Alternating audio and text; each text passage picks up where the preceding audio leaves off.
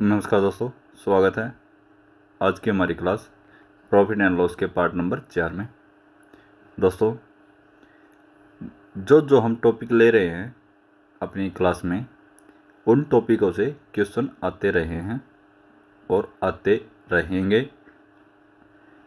ये क्वेश्चन आपके basic concept से लेकर एडवांस तक जो भी ट्रिक बनती है वो ट्रिक हम यूज करेंगे और आपको उस दिशा तक लेके जाएंगे जहाँ तक आपका कोई भी एग्ज़ाम हो वो आपका क्लियर होके रहे। तो चलो शुरू करते हैं आज की हमारी क्लास।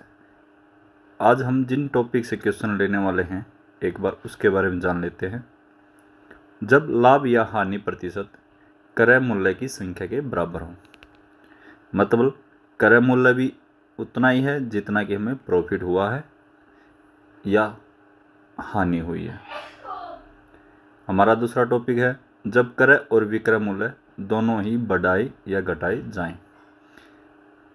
जब क्रय मूल्य बढ़ा दिया जाए और विक्रय मूल्य भी बढ़ा दिया जाए या घटा दिया जाए तो कुछ वैल्यू का डिफरेंस आता है। तो उस टाइप के हमारे क्वेश्चन रहने वाले हैं। तीसरा टॉपिक है अनुपात पर आधारित। क्रय और विक्रय का कुछ अनुपात दे दिया जाता है तो वहाँ से प्रॉफिट और लॉस आपने निकालना है। तो चलो शुरू करते हैं पहले क्वेश्चन के साथ हमारी क्लास। किसी वस्तु को 24 रुपये में बेचने पर उतनी ही परसेंट लाभ होता है जितना वस्तु का क्रय मूल्य है। वस्तु का क्रय मूल्य ज्ञात कीजिए। देखो दोस्तों, इसने बोला है कि 24 रुपये में वो वस्तु बेची गई। पहले जान लेते हैं इसका बेसिक कंसेप्ट बिल्कुल जीरो से, फिर जानेंगे इसको 5 से 10 सेकंड के अंदर कैसे हल किया जाए। किसी वस्तु को 24 रुपये में बेचा गया तो इसका मतलब एसपी कितना हमारा, एसपी हमारा 24। कॉस्ट प्राइस कितना हमारा, कॉस्ट प्राइस हमें पता नहीं, वो मान लेते हैं हम एक्स। प्रॉफिट कितना है वो भी हमारा x% है। तो सेलिंग प्राइस का हमारा फॉर्मूला होता है selling price is equal to CP multiply 100 plus में प्रॉफिट परसेंट और डिवाइड में 100। तो यहाँ से हमारा आंसर निकल गया 24 इज इक्वल टू, यहाँ अंदर मल्टीप्लाई करेंगे x की तो एक्स स्क्वायर प्लस में 100x, नीचे डिवाइड में 100 है तो उधर जाके क्या करेगा मल्टीप्लाई करेगा तो यहाँ कितना हो जाएगा 24 हो जाएगा। 24 is equal to X square plus में 100x। ये क्वाड्रेटिक इक्वेशन बन गई तो इसको हम ऐसे लिख सकते हैं एक्स स्क्वायर प्लस में 100x, ये प्लस का तो उधर जाके क्या करेगा माइनस का 2400 इक्वल टू 0। तो 100 के टुकड़े करते हैं, एक्स स्क्वायर प्लस में 120x माइनस का 20x minus 2400 is equal to 0। x common लिया तो x प्लस 120 माइनस 20 कॉमन लिया तो x plus 120 is equal to 0। तो यहाँ से x प्लस 120 क्या हुआ कॉमन निकल के आया हमारा, तो दूसरा क्या रहेगा x minus 20 is equal to 0। तो यहाँ से आंसर क्या निकल के आएगा हमारा x की वैल्यू माइनस 120 और यहाँ से आंसर क्या निकलेगा x की वैल्यू 20। प्रॉफिट वाले क्वेश्चनों में जो प्लस की वैल्यू होती है ना वही हमारा आंसर होता है। तो 20 ही हमारा CP होगा, कॉस्ट प्राइस होगा और 20% ही हमारा प्रॉफिट होगा। तो अब करते हैं इसका ट्रिक जो 5 से 10 सेकंड के अंदर आपको क्वेश्चन का हल करके देगी। प्रॉफिट वालों में आपने ये फॉर्मूला यूज करना है 10 मल्टीप्लाई अंडर SP प्लस में 25 माइनस 50। ये वाला फॉर्मूला आपने याद रखना है जब आपको प्रॉफिट परसेंट हो। 10 मल्टीप्लाई SP कितना हमारा 24 प्लस में 25 रूट माइनस 50। तो यहाँ से कितना आंसर आएगा 49 और 49 का रूट होता है 7 multiply 10 minus 50 70 minus 50 is equal to कितना होता है 20। ये हमारा आंसर रहेगा। ये है इसकी प्रॉफिट वाले की ट्रिक। इसमें जो फॉर्मूला यूज करना है ये वाला यूज करेंगे। हमारा नेक्स्ट क्वेश्चन है, एक पुस्तक जब 144 रुपये में बेची जाती है तो उतने ही प्रतिशत लाभ होता है जितना पुस्तक का क्रय मूल्य है। पुस्तक का क्रय मूल्य ज्ञात कीजिए।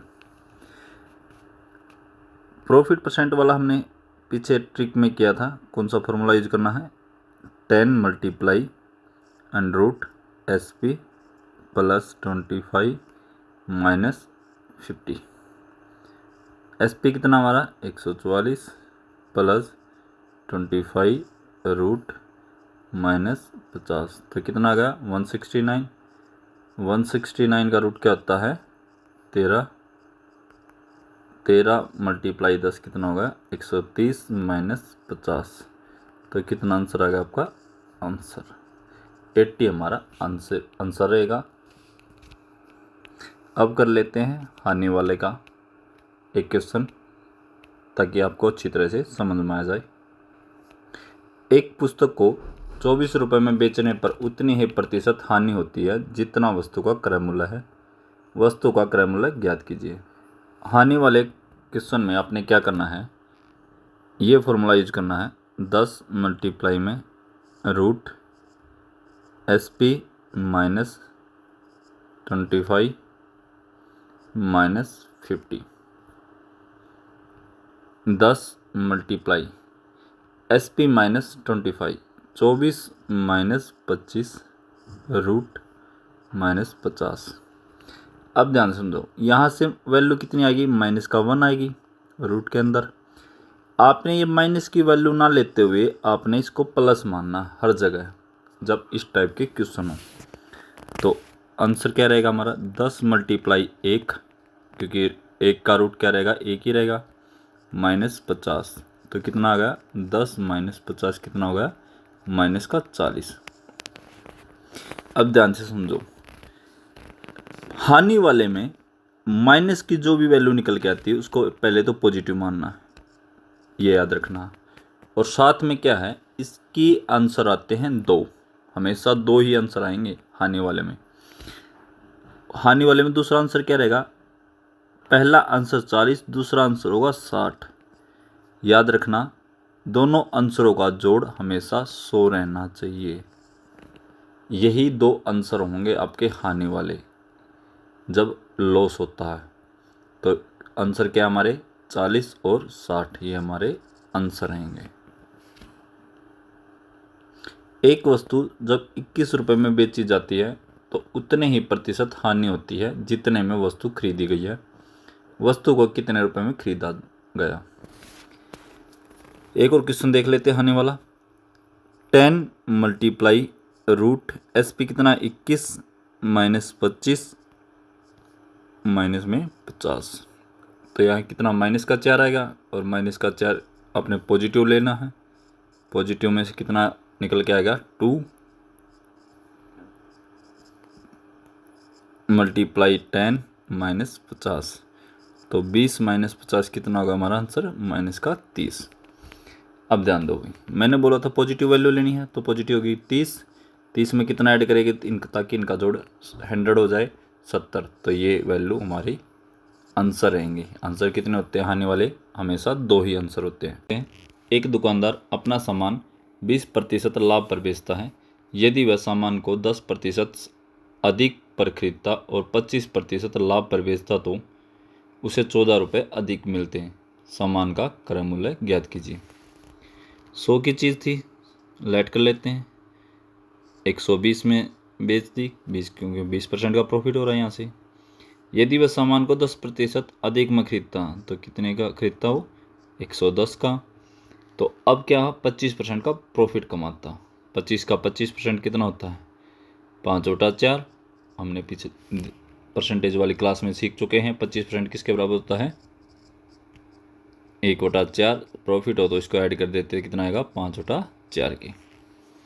तो इसको कैलकुलेशन करेंगे तो कितना आएगा हमारा 137.5।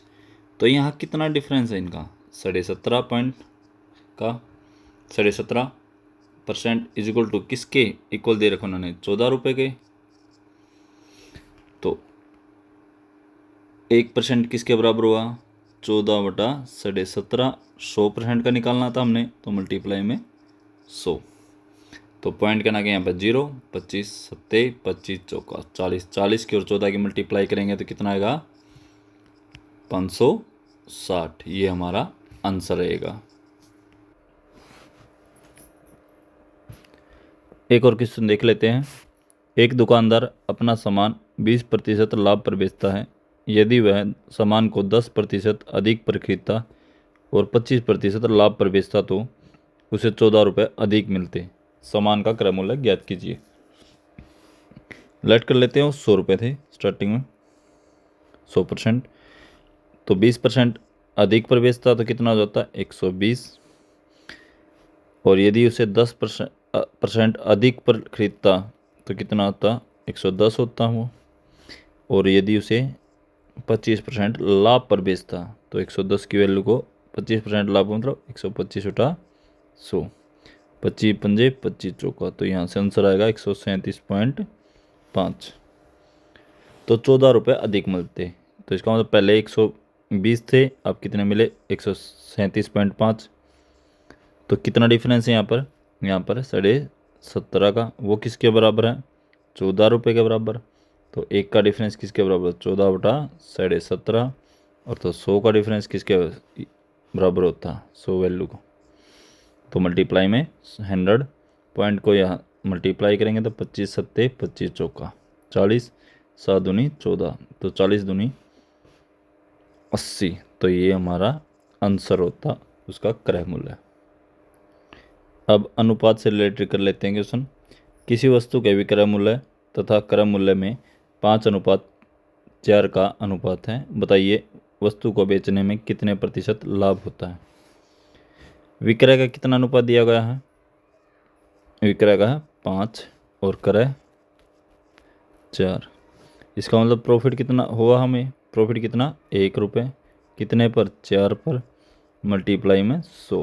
प्रॉफिट परसेंट का फॉर्मूला होता है ये हमारा 4 25। तो इसका मतलब प्रॉफिट परसेंट कितना हुआ 25%। ये हमारा आंसर रहेगा। किसी वस्तु का क्रय मूल्य विक्रय मूल्य का 3/4 है तो उस पर कितने प्रतिशत का लाभ होगा। किसी वस्तु का क्रय मूल्य किसके बराबर है विक्रय मूल्य का 3/4। विक्रय इधर आएगा तो क्या होगा डिवाइड में क्रय बटा विक्रय इज इक्वल टू 3/4। तो क्रय का रेशो क्या रहेगा 3 रहेगा और विक्रय का 4 रहेगा। इसका मतलब यहाँ पर भी हमें फ़ायदा हुआ कितने का 1 रुपये का। कितने पर कितना क्रय मूल्य में 3 है और मल्टीप्लाई में 100। तो कितना आंसर आएगा 33 सही 1/3% हमारा आंसर रहेगा। धन्यवाद दोस्तों, मिलते हैं अगली क्लास में। चैनल को लाइक शेयर और सब्सक्राइब जरूर करें।